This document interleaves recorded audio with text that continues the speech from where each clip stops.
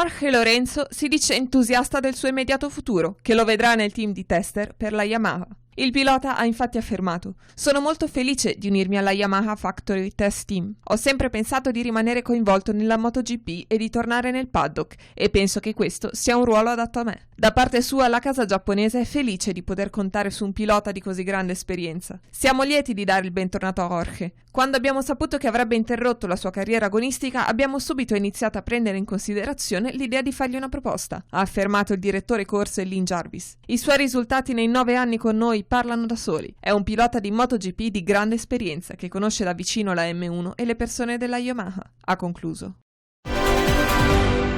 Per la Serie B questa sera il match tra la Cremonese e il Pisa. Queste le parole del tecnico della squadra lombarda, Massimo Rastelli. È una partita delicata e nello stesso tempo di grandissima rilevanza.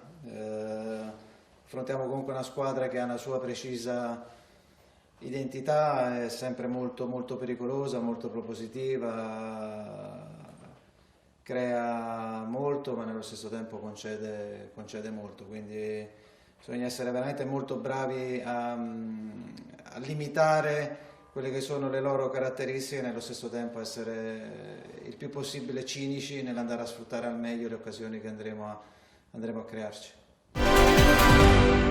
Nel 22esimo turno di Eurolega, Olimpia Milano batte Bayern Monaco 79-78. Questo è il commento alla fine della gara di coach Messina. Abbiamo segnato secondo me molto perché abbiamo usato molto Vlado da 4 e quindi abbiamo avuto più spazi in attacco. Questa è sicuramente una delle ragioni e poi c'è anche un discorso di percentuali.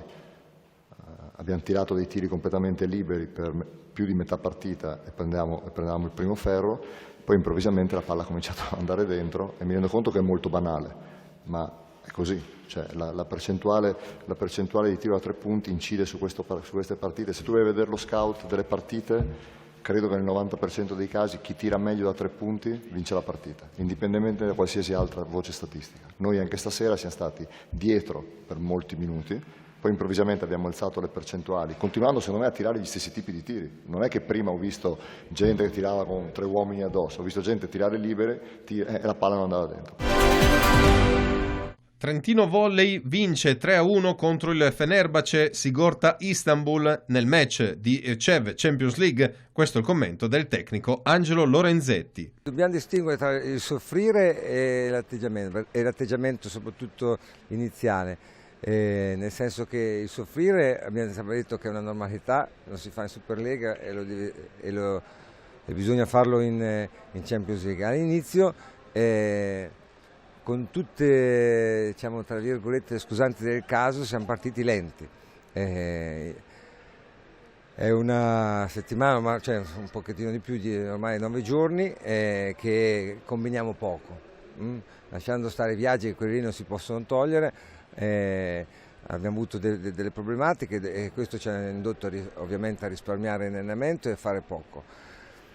Queste cose non si possono cambiare, bisogna portarsele dentro e avere degli allarmi un pochettino più efficaci da subito.